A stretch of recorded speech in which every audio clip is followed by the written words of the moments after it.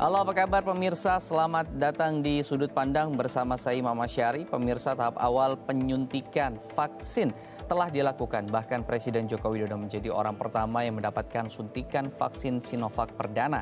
Dengan disuntikannya vaksin perdana ini, maka secara resmi program vaksinasi massal akan berjalan dengan target pendistribusian selama 15 bulan. Namun di tengah program vaksinasi massal, pemerintah yang sudah berjalan hingga saat ini, saya mencatat masih ada lebih dari 1.300-an berita hoaks seputar corona yang di dalamnya ada konten yang menyebarkan informasi sesat seputar vaksinasi. Ini tentu menjadi hambatan bagi target vaksinasi massal yang dilakukan oleh pemerintah. Nah, pada hari ini di Sudut Pandang kita akan membahas bagaimana kemudian meluruskan anggapan salah seputar kandungan vaksin dan juga dampaknya. Tapi sebelum kita menyapa narasumber kita hari ini, kita akan saksikan terlebih dahulu video berikut. Pemerintah terus mengejar pendistribusian vaksin ke seluruh daerah. Ditargetkan program vaksinasi massal selesai dalam 15 bulan. Badan POM bahkan telah mengeluarkan izin penggunaan darurat vaksin COVID-19 yang telah diakui kehalalannya oleh MUI. Sayangnya, meskipun memasuki tahap penyuntikan vaksin dan memenuhi target pendistribusian ke berbagai daerah, pemerintah masih harus menghadapi golongan masyarakat yang anti terhadap vaksin dan persebaran informasi menyesatkan seputar kandungan vaksin serta efek samping kesehatan setelah divaksinasi. Sehingga hal ini mendorong pemerintah untuk terus mengajak masyarakat melawan hoaks tentang vaksin COVID-19.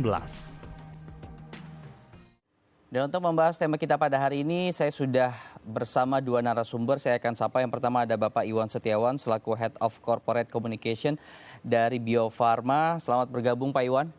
Ya, terima kasih. Selamat ketemu Mas Iman. Baik, kemudian ada juga Bapak Diki Budiman, epidemiolog dan juga peneliti pandemi dari Griffith University. Apa kabar Pak? Berjumpa kembali. Terima kasih Mas Imam, Pak Iwan. Ketemu lagi. Ya. Baik, saya akan mulai dulu dari Pak Iwan. Pak Iwan, kita lihat saat ini sebetulnya banyak beredar informasi miring seputar vaksin Sinovac dari kemudian mengapa memilih negaranya adalah negara China untuk kemudian yang memproduksi vaksinasi sampai dengan kandungan yang ada di dalamnya. Bagaimana kemudian meluruskan berita-berita seperti ini yang beredar di media sosial ataupun di media grup chatting masyarakat kita? Ya, terima kasih Mas Iman.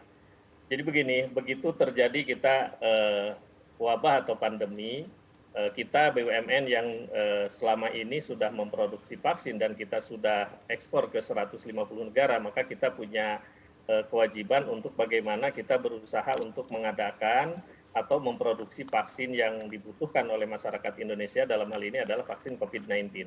Maka ada dua skema yang kita lakukan. Yang pertama melakukan riset sendiri di dalam negeri yang bekerja sama dengan konsorsium nasional, tetapi ini masih memerlukan waktu yang lama. Kemudian kita untuk mengisi gap itu, maka kita mencari kolaborasi dengan beberapa perusahaan atau negara yang selama ini kita sudah bekerja sama.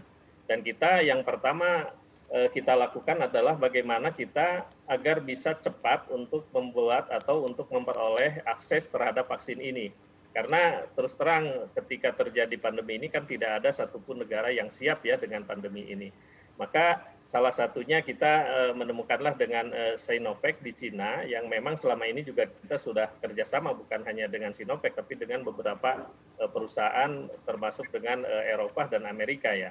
Nah, pertimbangannya adalah yang pertama yang menjadi pertimbangan kita adalah bagaimana dari sisi kecepatan teknologi. Nah, di Sinovac ini ketika kita melakukan kajian yang pertama di sana itu sudah merupakan perusahaan yang pertama di dunia yang sudah selesai uji klinis fase 1 untuk SARS ya, untuk untuk COVID-19 ini yang mirip-mirip gitu. Kemudian mereka juga sudah fase 2 ini sudah dilakukan pada saat itu kurang lebih April 2020 itu mereka sudah melakukan fase 2. Jadi ini adalah dari sisi kecepatannya, kemudian mereka juga merupakan perusahaan yang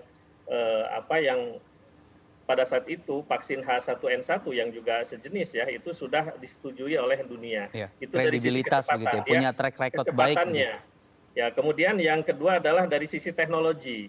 Teknologi oke. yang mereka lakukan adalah teknologinya atau platformnya itu adalah vaksin inactivated, yang mana selama ini adalah itu yang dikuasai oleh Bio Farma. Sehingga nanti kita akan bukan hanya sekedar membeli, tetapi kita juga akan transfer teknologi untuk kita melakukan Ya, produksi di sini.